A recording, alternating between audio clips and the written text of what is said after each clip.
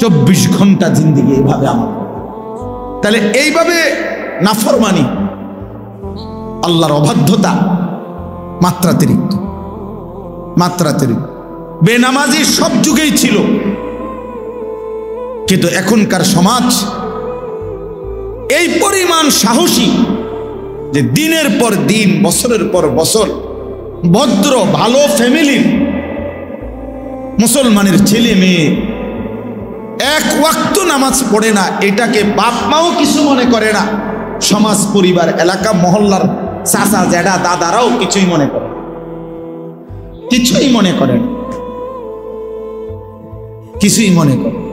অথচ ভদ্র ফ্যামিলি, ভালো ফ্যামিলি, কিন্তু ছেলে গত 1 বছরে কোনোদিন বলতে পারবে না যে ফজরের নামাজ পড়ছি, অথচ বয়স 16 বছর 18 বছর। মা বাবারও কোনো আফসোস নাই, সন্তানেরও কোনো আফসোস নেই। এটা যে কোনো অপরাধ, এটা যে একটা পাপ, এটা যে একটা অন্যায়, এই অনুভূতিটাও নাই। কি ভুলে গেছে তাও ভুলে গেছে, কি জানা নাই তাও জানা নাই। এই হলো বাপ হালাত, এই হলো হালাত,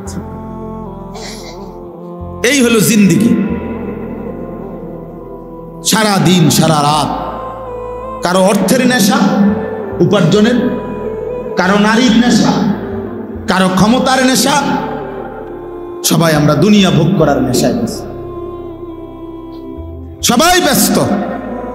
আপন মা বাপ কি নিয়ে এত ব্যস্ত যে এই ব্যস্ততার কারণে ছেলেটারে কদ্দুর নামাজি বানাবে এই সময়ও হাতে নাই, মেয়েটাকে পর্দানসীন বানাবে এই সময়ও হাতে নাই, স্ত্রীকে পর্দানসীন বানাবে এই সময়ও হাতে নাই। উনি শুধু ব্যস্ত ব্যস্ত ব্যস্ত ব্যস্ত ব্যস্ত ব্যস্ত। আহা মুসলমান, কিসের জন্য কি সময় শেষ করলেন? আমার বলার উদ্দেশ্য হইল উলামায়ে কেরাম এই জন্য হয়েছে রে। সমস্যা কি তোমার?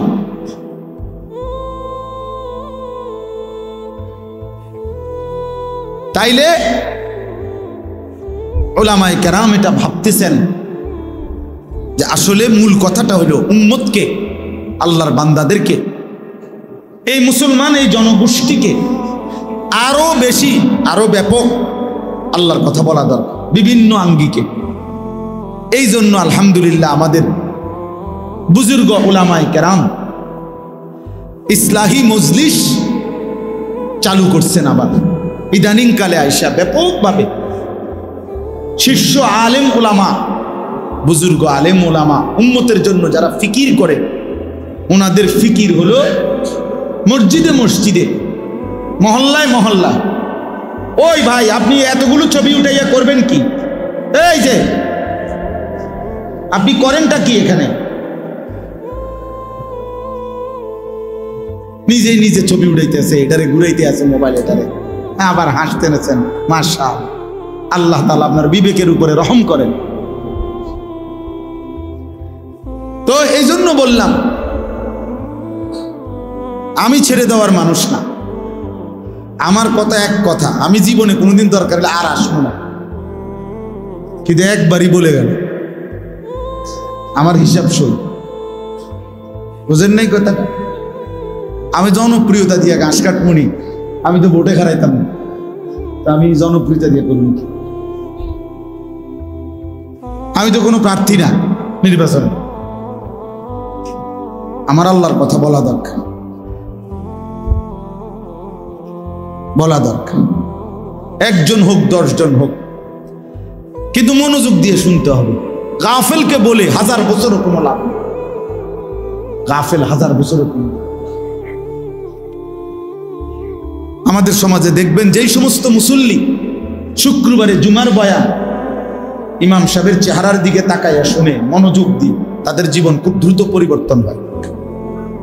যত মানুষ গাড় নোয়াইয়া নিচের দিকে অমনোযোগী হয়, জুরায় বা জিমায় অমনোযোগী, এদের জীবনের পরিবর্তন হয়। বিড়ি খায় তো খায়, আজ 60 বছর বিড়ি খায়, সাদওয়ানে গপ মারে তো আজকে 90 বছর বাঁকা হয়ে গেছে, এখনো সাদওয়ানে গপে মারে।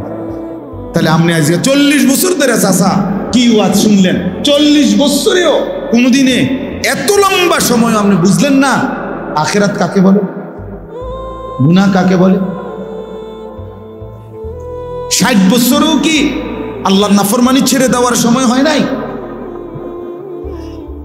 বলেন ইনসাফ কি বলে? 70 বছরও সময় হয় নাই? আস্তাগফিরুল্লাহ। আপনি বুঝের হয়েছেন কতদিন আগে, কত বছর ধরে? তো এজন্য বললাম ওলামায়ে কেরাম বুজুর্গানে দ্বীন ভাবতেছে, চেষ্টা করতেছে, মসজিদে মসজিদে, মাদ্রাসায় মাদ্রাসায়, মহল্লায় মহল্লায়, মাসিক হোক সাপ্তাহিক হোক, আরো বেশি আল্লাহর কথা বলা হোক। ইসলাহি মজলিস, সংশোধন। ইসলাহ মানে সংশোধন, উম্মতের সংশোধন, মানুষের সংশোধন, ব্যক্তির সংশোধন।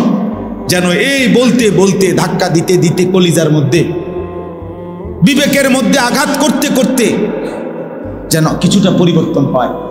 এই জন্য আমরা ব্যাপকভাবে ইসলাহি মজলিস আরো অনেক আগের চাইতে এই শীত গরম রোদ বৃষ্টি সর্বাবস্থায় ফিকির করি যে আল্লাহর কথা বলা দরকার। কয়জন এটা দেখার দরকার নাই, পোস্টার আসেনি, মাইক আসেনি, হ্যান্ডবিল আসেনি, এত কিছুর দরকার নাই। আল্লাহর কথা বলা দরকার, আল্লাহর কথা বলা দরকার, আল্লাহর কথা বলা দরকার। উচিত তো আমার শায়েখ আল্লামা মুফতি মুশতাকুন নবী সাহেব হুজুর তো বলেন যে উচিত তো হ্যান্ড মাইক নিয়া, নিজের ব্যাটারি লাগাইয়া, নিজে চার্জ দিয়া, হ্যান্ড মাইক দিয়া হকারের মতো উম্মতের দুয়ারে দুয়ারে আখিরাতের কথা বলা উচিত। যে হে ভাই, এই নামাজবিহীন সেজদাবিহীন এই জিন্দেগি তোমার জাহান্নামের দিকে নিচ্ছে। তোমার এই নারী ছবি, তোমার এই মোবাইল প্রীতি, নারী প্রীতি, হারাম উপার্জনের এই লালসা তোমার জাহান্নামের দিকে পৌঁছেছে। ওয়া ইন্নাল ফুজুরা ইয়াহদি ইলান নার। আল্লাহর নবী সাল্লাল্লাহু আলাইহি সাল্লাম বলেছেন গুনাহ ইয়াহদি ইলান নার, জাহান্নামের দিকেই নিয়ে যায়,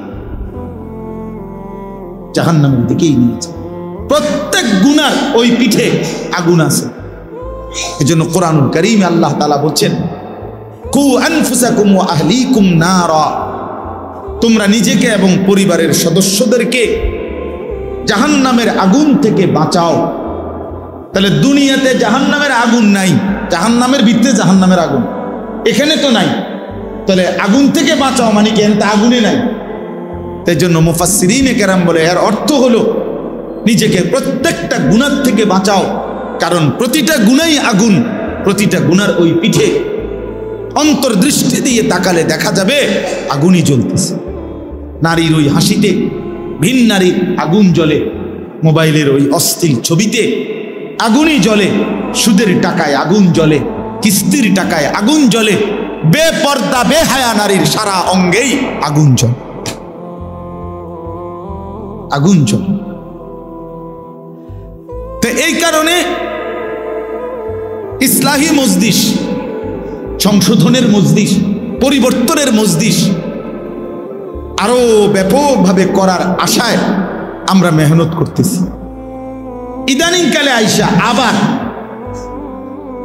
আমি আমার শায়েখ আল্লামা মুফতি মুশতাকুন নবী কাসিমি হুজুরের কাছ থেকে আমি নিজে এজাজত নিছি, আলাদা অনুমতি নিছি যে হুজুর আরো ভাঙ্গা দরকার, মানে আরো আলাদাভাবে শুধু কিশোর নওজোয়ান যুবক যাদের বয়স 14, 15, 16, 30-এর নিচে, 30 বছর পূর্ণ হইলে সে মোটামুটি বিবাহ শাদী করে, এর মধ্যে করে ফেলে, সংসারী হয়, কিছুটা উপার্জনের হোক, কিছুটা হইল একটু উড়াদুরা যে বাপটা নিজের মন মতো চলার একটা কিছুটা কমে আসে, কারণ বিবি হয়েছে, বাচ্চা হয়েছে, একটা একটু হইল কিছুটা ঠান্ডা হয়। কিন্তু 15 থেকে 30 এই বয়সী ছেলে কোনো বাধা মানে না। আগামী ভবিষ্যৎ তার কি হবে কিছুই ভাবে না। নারী, ছবি, মদ, জুয়া, জিনা, ব্যভিচার, গান, বাদ্য, আড্ডা, কারণ শরীর পুরা সামর্থ্যবান, এতটুকু সময়ের মধ্যে উল্লেখযোগ্য তেমন কোনো রোগ নাই, একদম তাগড়া শরীর, সারা রাত জাগলেও সমস্যা নাই, সারাদিন শিক্ষারলেও সমস্যা নাই, হ্যাঁ, মাইলকে মাইল দৌড়াইলেও কোনো অসুবিধা নাই, কারণ তার শরীর তো যৌবনের মূল সুস্থতার সময়। এই সময়টাতে অসংখ্য কিশোর যুবক ছেলে এই পরিমাণ চরিত্রহীন হয়ে গেছে, এই পরিমাণ গুনায় ডুবে গেছে, ওইখান থেকে যার কেউ উঠাবে তো উঠাইলেও দুর্গন্ধ ছুটবে, উঠাইলেও দুর্গন্ধ ছুটবে। আমি ব্যক্তিগতভাবে এরকম শত শত কিশোর যুবকের ব্যক্তিগত ঘটনা আমি জানি,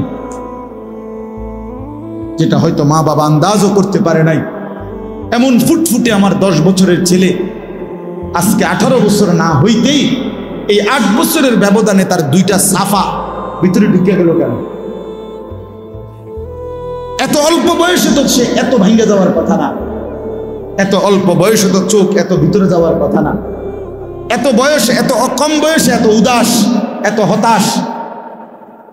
চেহারা শুরু দেখলেই বোঝা যায় কোথায় হারায় আছে, কোথায় গেছে গা, কোন রাজ্যে ভাইসা গেছে খবরও নাই, খবরও নেই।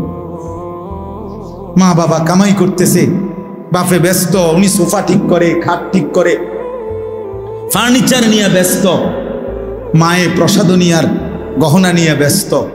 সন্তান নিজের জীবন নিজের হাতে তুলে নিয়ে তার মনে যা চায় তাই করতেছে, বিনিময়ে চরিত্রহীনতা, অসভ্যতা, অশ্লীলতার চূড়ান্ত গহীন অন্ধকারে ডুবে গেছে, ডুবে গেছে। হ্যাঁ, এক যুবক আমার কাছ থেকে উত্তরবঙ্গ থেকে আসছিল, বলছিল হুজুর আমার আব্বা অনেক কষ্ট করে 2.5 লক্ষ টাকা উনার ক্যাশে জমাইছে, ফার্নিচারের ব্যবসা করে।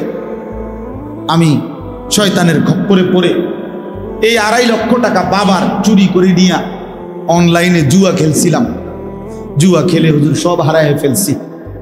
এখন বাবা আমার বাড়ির থেকে বের করে দিছে, আমার আব্বারও কিচ্ছু নাই, আমারও কিছু নাই। এখন আমি কি করবো? এই কাঁদতেছে জড়ায় ধরা, আর বলতে কিছুই বুঝতেছি না। এই জন্য আসছে দোয়ার জন্য। কি দোয়া করতাম, কি বলতাম? এরকম একজন, এরকম হাজার হাজার, এরকম শত শত, এরকম শত শত, অসংখ্য মেয়ে, অসংখ্য কন্যা, অসংখ্য বোন, কোন দুশ্চরিত্র, অসভ্য কোন যুবকের খপ্পরে পড়ে নিজের ইজ্জত সম্ভ্রম হারায়া আজকে হয়তো পৃথিবীবাসীকে জানাচ্ছে না, কিন্তু ধুকে ধুকে মরে যাচ্ছে। হিন্দু ছেলের সাথে মুসলিম মেয়ে, হিন্দু যুবক কৌশল করে প্রেমের ফাঁদে ফেলে সর্বস্ব ধ্বংস করে, বরবাদ করে একদিন নিজের মুখোশ উন্মোচন করে হারিয়ে যায়। আর ওই অসহায় মুসলিম মেয়ে নিজের জীবনটা বরবাদ করে। এই বাংলাদেশে এরকম অসংখ্য ঘটনা ঘটেছে এবং ঘটতেছে। হিন্দু যুবকের খপ্পরে পড়ে মুসলিম মেয়ে শেষ, মুসলিম মেয়ে শেষ। আস্তাগফিরুল্লাহ। আমার বাপ চাচাদেরকে বুঝানোর জন্য বললাম, আরো অনেক কথা, এগুলা সব খোলামেলা বলাও সম্ভব না, সম্ভব না।